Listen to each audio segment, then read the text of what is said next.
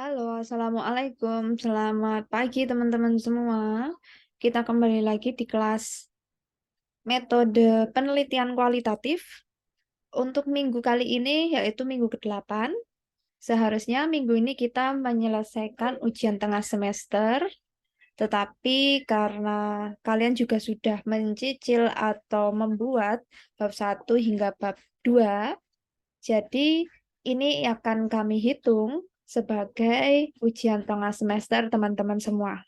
Oke, saya akan mengulang kembali materi minggu lalu yang sudah saya jelaskan di kelas, yaitu tentang bagaimana merangkai bab 2. Seperti yang kalian sudah bisa lihat di layar, ada isi dari bab 2, yaitu yang pertama adalah kajian teori atau landasan teori atau theoretical framework. Lalu yang kedua, ada penelitian yang relevan. Yang ketiga, kerangka berpikir. Lalu yang keempat, pertanyaan penelitian. Minggu lalu saya sudah menjelaskan bagian yang A, yaitu kajian teori, dan yang B, penelitian yang relevan. Saya akan memberikan contoh dari skripsi punya Mbak Hasna karena dia menggunakan metode kualitatif. Jadi sudah bisa kalian akses sejak minggu lalu ya, 2 minggu lalu, karena sudah saya berikan contohnya di Google Classroom.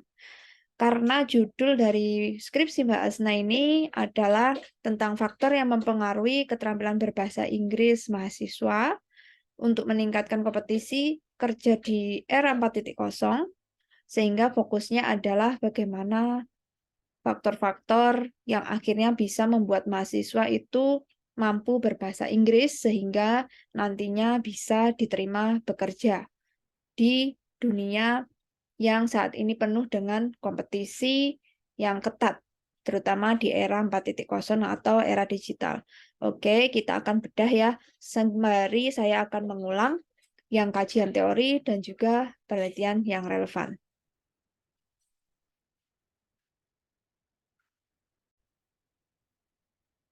Urutan dari membuat bab 2, yaitu dari kajian pustaka, di mana yang pertama adalah kajian teori. Di kajian teori ini yang perlu teman-teman lakukan adalah mencari urutan teori-teori ahli, mana saja yang itu harus ada di bab 2, ya, sebagai landasan untuk operasional untuk ketika kita turun ke lapangan nanti menyelesaikan bab 4 hasil dan pembahasan. Oke? Sehingga kita ambil contoh di sini, lagi-lagi masih punya Mbak Hasna, di mana judul skripsinya yaitu faktor mempengaruhi keterampilan berbahasa Inggris mahasiswa di era 4.0. Oke? Kita harus tahu dulu mana yang disebut dengan variabel di judul tersebut. Oke, mana yang menjadi fokus dari penelitian judul milik Mbak Hasna tadi. Jelas yang akan difokuskan adalah tentang apa saja sih faktor-faktor yang mempengaruhi mahasiswa bisa berketerampilan berbahasa Inggris, sehingga itu yang akan menjadi Y-nya, yaitu variabel yang dependen, yang sangat dipengaruhi beragam faktor. Lalu ketika kita sudah tahu fokus penelitiannya, kita akan memulai teori yang kita sajikan di bab 2 itu adalah teori pendukung terlebih dahulu ya, baru ke teori inti. Teori pendukung di sini adalah kepanjangan dari judul Mbak Hasna. Judulnya karena di awal adalah faktor yang mempengaruhi keterampilan berbahasa Inggris mahasiswa untuk kompetisi kerja di era 4.0. Jadi yang perlu dicari pertama adalah teori tentang revolusi industri 4.0 terlebih dahulu. Ya, harus dicari teori tentang pengertian revolusi industri, sehingga di sini diceritakan seperti apa kompetisi yang diminta oleh dunia industri terkait dengan kompetisi kerja, keterampilan lulusan perguruan tinggi yang nantinya dipakai di dunia industri di era digital saat ini. Jadi Anda bawakan teori-teori ahli yang terkait dengan keterampilan berbahasa Inggris atau keterampilan 4.0 terlebih dahulu. Di sini berhasil menemukan beberapa jurnal ya, dan aturannya adalah jurnal yang terbaru, yaitu di atas 2017, lalu ada 2018, 19 ke atas. Jadi yang paling lama adalah tahun 2017. Oke. Nah, setelah itu, setelah Anda merangkai sebuah narasi dari paragraf terkait dengan revolusi 4.0, keterampilan apa saja yang dimiliki seharusnya di 4.0, lalu nanti di bawah sendiri ada paragraf kesimpulan. Oke, ada paragraf kesimpulan, di mana paragraf kesimpulan ini adalah merangkum dari teori-teori ahli yang sudah kita temukan di atas, yang sudah kita rangkai paragraf narasinya, kita ambil ekstraksinya, kita buat sebagai paragraf penutup conclusions. Oke. Lalu berikutnya yang perlu dicari adalah teori tentang kompetisi SDM. Kalau tadi masih tentang era 4.0, lalu yang ini mencari tentang kompetisi atau kompetensi SDM apa sih yang dibutuhkan di 4.0. Ya, ada beberapa jurnal yang menyatakan bahwa di kompetensi untuk 4.0 itu adalah sebagai berikut ya, kemampuan 4C, kemampuan tentang berpikir kritis dan inovatif. Nah, ini yang perlu teman-teman cari dan juga tulis di bab 2. Oke. Nah, setelah itu baru masuk ke inti, yaitu ke Y, setelah teori pendukung terkait dengan revolusi industri, lalu masuk ke keterampilan untuk revolusi industri, lalu masuk intinya, yaitu apa yang ingin diteliti. Ya, tentu saja di sini judulnya adalah keterampilan berbahasa Inggris, faktor yang mempengaruhi keterampilan, sehingga kita membutuhkan beberapa landasan teori terkait keterampilan berbahasa Inggris itu apa saja yang harus dipenuhi oleh lulusan di perguruan tinggi. Nah, di sini nanti kita akan temukan teori-teori melalui hunting jurnal yang sudah teman-teman kemarin coba untuk lakukan sehingga bisa Anda letakkan di bab 2 gitu ya. Nah, di sini sudah ditemukan bahwa kemampuannya meliputi sebagai berikut ya, kemampuan menyimak, mendengar, menulis, dan juga kemampuan berbicara, speaking, grammar, reading, dan sebagainya. Oke. Nah, setelah teori inti yaitu terkait dengan keterampilan berbahasa Inggris, selanjutnya yang perlu dicari adalah teori perangkumnya ya. Sebagai ending dari kumpulan teori, kita harus membuat paragraf kesimpulan. Oke. Nah, itu kurang lebih isi dari kajian teori, di mana teman-teman mencari kumpulan teori yang sangat mendukung atau relevan untuk kita jadikan pedoman operasional untuk mewawancarai beberapa informan yang nantinya kita akan turun ke lapangan dan akan menuliskan hasilnya di bab 4. Ya, kurang lebih seperti itu. Lalu dari teori-teori tersebut, jangan lupa langsung diletakkan ke daftar pustaka. Perhatikan juga citasinya, cara mengutip juga. Yang paling mudah adalah menggunakan Mendeley, jadi teman-teman tidak perlu bekerja berkali-kali harus mengedit. Jadi dengan menggunakan Mendeley, teman-teman akan bisa otomatis melakukan kutipan.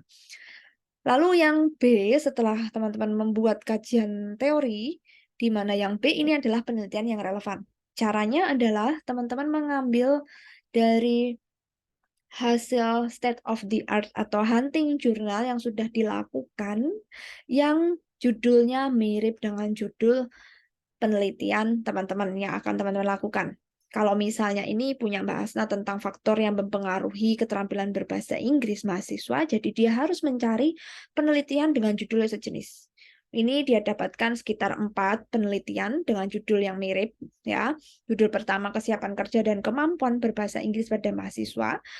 Letaknya mungkin beda ya, objeknya ini ada di Politeknik Balikpapan atau juga di wilayah yang lain, jadi boleh saja asalkan judulnya mirip, sama, dan juga metodenya harus kualitatif. Dan perlu diingat tahunnya paling lama adalah 2017, gitu ya. 5 tahun terakhir atau 7 tahun terakhir. Jangan lebih lama lagi ya, jangan di bawah 2016 atau 17. Saya sarankan mentok itu di 2016 dan di 2017. Sehingga harus di atas itu ya. 17, 18, 19, 20, 21 hingga 22 harus yang paling baru teman-teman untuk penelitian yang relevan. Lalu apakah boleh jika menggunakan skripsi sebagai penelitian relevan? Saya tidak menyarankan untuk teman-teman meletakkan skripsi di bagian penelitian relevan karena kalian sedang menyelesaikan skripsi, jadi minimal adalah yang di atas levelnya dari yang sedang Anda kerjakan. Lebih amannya Anda menggunakan rujukan jurnal ya, baik internasional maupun yang bahasa Indonesia. Kalau nanti pembimbing meminta 2 jurnal Inggris dan 2 jurnal Indonesia Sinta, jadi Anda harus persiapkan. Tetapi untuk tugas kali ini karena baru latihan untuk UTS dan juga kalian membuat proposal latihan, jadi saya hanya meminta 2 jumlah penelitian saja, baik Indonesia boleh maupun Inggris boleh ya. Jadi cukup untuk penelitian relevan Anda menyiapkan 2 saja. Oke, 2 jurnal. Jadi apa saja yang perlu dibuat dalam penelitian yang relevan? Yang pertama, Anda membuat satu paragraf ya dari satu penelitian, judul penelitian. Misal ini penelitian milik Patria di 2019, judulnya Kesiapan Kerja dan Kemampuan Berbahasa Inggris pada Mahasiswa Politeknik Negeri Balikpapan menghadapi Revolusi Industri 4.0. Lalu setelah itu jelaskan subjek penelitiannya siapa, yaitu mahasiswa, lalu tujuan dari penelitian ini apa, dan bagaimana hasil penelitiannya, gitu ya, dijelaskan secara singkat saja. Kalaupun ada keterangan tentang metode penelitian, juga boleh, misalnya metodenya dengan observasi dan interview, itu juga boleh disajikan. Oke, lalu untuk penelitian yang kedua, lakukan hal yang serupa, tetapkan atau tulis judulnya apa, tahun berapa, penulisnya siapa, setelah itu tujuan dari penelitian ini itu apa, lalu metodenya apa, dan juga hasil penelitiannya itu seperti apa, gitu ya. Jadi itulah isi dari penelitiannya relevan. Oke, kurang lebih seperti itu teman-teman. Jadi untuk latihan, membuat proposal cukup penelitian relevannya hanya 2 jurnal penelitian. Boleh Indonesia semua, boleh Inggris semua, atau boleh separuh-separuh. Satu Indonesia, satu Inggris. Jadi saya bebaskan teman-teman untuk mencari sesuai kemampuan dan kapasitas diri teman-teman sendiri. Lalu, di bab 2, di sini masih ada lagi komponen yang harus teman-teman buat. Yang pertama adalah kerangka berpikir atau framework ya, research framework-nya. Rangkaian bagaimana alur berpikir dalam penelitian yang akan teman-teman lakukan. Yang pertama, teman-teman harus membuat sebuah introduction naratif paragraf tentang apa sih sebenarnya yang teman-teman ingin jelaskan di penelitian ini yang ingin Anda tuju. Oke.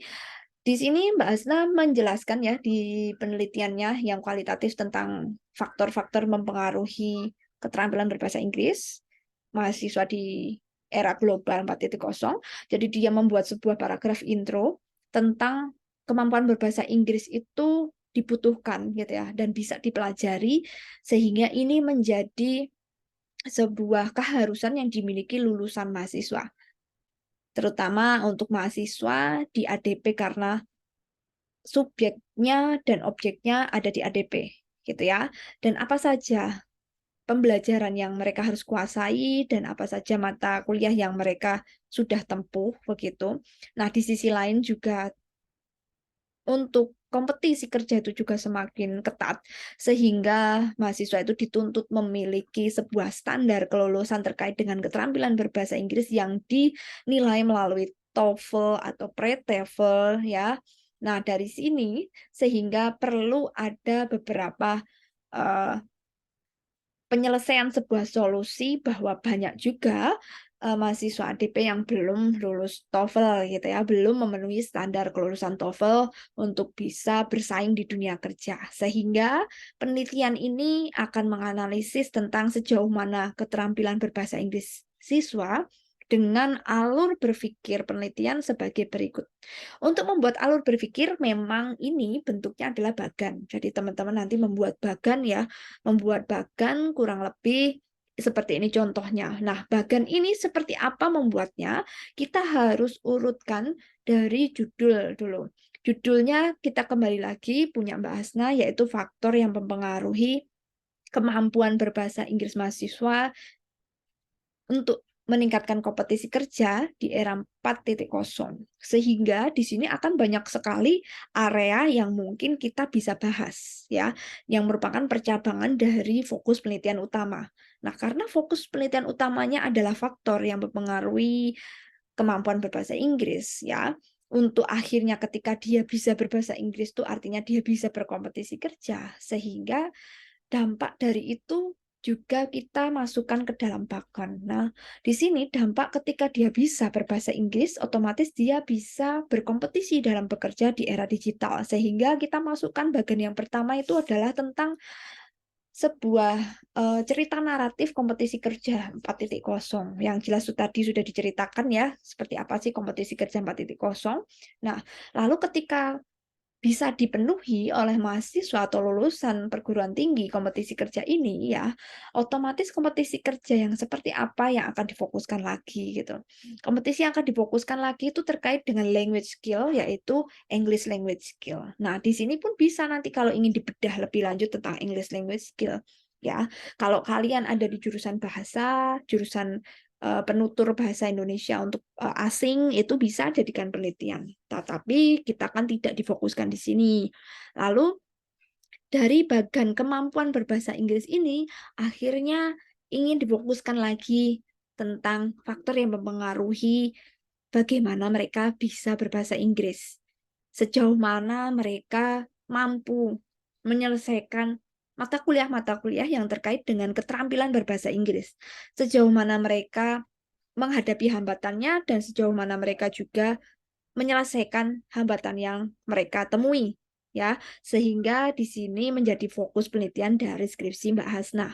Oke, ketika akhirnya sudah meneliti tentang faktor yang mempengaruhi, di mana ingin melihat juga hambatan, tantangan, hingga solusi atas bagaimana mereka belajar dan berdealing dengan mata kuliah bahasa Inggris, endingnya ketika mereka mampu menghadapi ini semua, diharapkan dampaknya lagi atau output dari mahasiswa ini memiliki kualitas keterampilan berbahasa Inggris yang bagus gitu ya.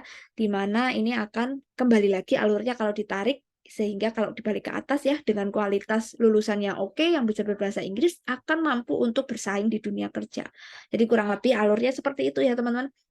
Jadi nanti coba dibuat untuk minggu ini teman-teman melanjutkan bab 2 yaitu bagian dari kerangka berpikir di mana teman-teman harus membuat bagan kerangka berpikir penelitian dari judul yang sudah teman-teman fokuskan yang sudah teman-teman siapkan atau sudah dibuat bab 1 dan bab 2 dari landasan teorinya. Oke? Nah, lalu di bagian berikutnya setelah kita sudah buat kerangka berpikir, kita susun pertanyaan penelitiannya. Oke, pertanyaan penelitian ini merupakan hal yang hampir serupa atau kita buat sama saja dengan yang di bab 1 yaitu bagian rumusan masalah ya. Apabila nanti judulnya adalah urgensi budaya perusahaan untuk meningkatkan kinerja pegawai, ya otomatis yang Anda fokuskan adalah yang budaya perusahaan, bukan kinerjanya, begitu ya. Yang Anda fokuskan adalah budaya perusahaannya. Atau misal lagi, peran public speaking atau peran dari PR untuk meningkatkan citra. Berarti yang Anda fokuskan adalah strategi PR atau peran PR atau implementasi PR begitu ya. Sehingga pertanyaannya adalah bagaimana strategi PR, bagaimana hambatan pelaksanaan PR di perusahaan A, perusahaan B gitu ya, di sekolah A atau sekolah B. Sehingga nanti yang ketiga pertanyaannya adalah bagaimana solusi dari untuk mengupayakan atasi hambatan dari ketika menghadapi implementasi PR tersebut. Oke. Nah, kalau di sini di punya penelitiannya Mbak Asna, karena dia membaginya menjadi kemampuan berbahasa Inggrisnya itu ada 3, sehingga dia pecah menjadi 3. Sebisa mungkin teman-teman nanti kurang lebih pertanyaannya itu 3 saja cukup ya. Biasanya yang pertama adalah bagaimana implementasi, lalu bagaimana hambatan, dan yang ketiga adalah bagaimana solusi begitu. Nah, itu sudah bisa mempengaruhi faktor-faktor yang bisa mempengaruhi atau menjelaskan tentang faktor-faktor yang mempengaruhi. Oke, kurang lebih seperti itu teman-teman isi dari bab 2 begitu ya. Di mana nanti teman-teman akan mencoba membuatnya dan menyelesaikan bab 2. Oke, begitu saja dulu yang bisa saya informasikan untuk minggu ini, di mana artinya teman-teman harus melanjutkan, menyelesaikan bab 1 dan bab 2. Untuk minggu depan, saya akan menjelaskan tentang bab 3, di mana bab 3 itu juga sangat template, dan kalian tinggal meng-copy paste, tetapi jangan lupa diedit dan disesuaikan, dan dimodifikasi sesuai dengan kebutuhan teman-teman semuanya. Oke, gitu saja. Mohon nanti diberikan masukan apabila teman-teman masih bingung atau yang ingin berdiskusi, kami berikan ruang seperti biasa, bisa melalui grup atau melalui Japri saya langsung. Oke, sampai ketemu lagi di minggu depan di kelas Metopen kualitatif. Saya tutup kelasnya ya. Selalu jaga kesehatan. Selamat menjalankan ibadah puasa bagi teman-teman yang menjalankan ibadah puasa. Sampai ketemu minggu depan. Assalamualaikum warahmatullahi wabarakatuh.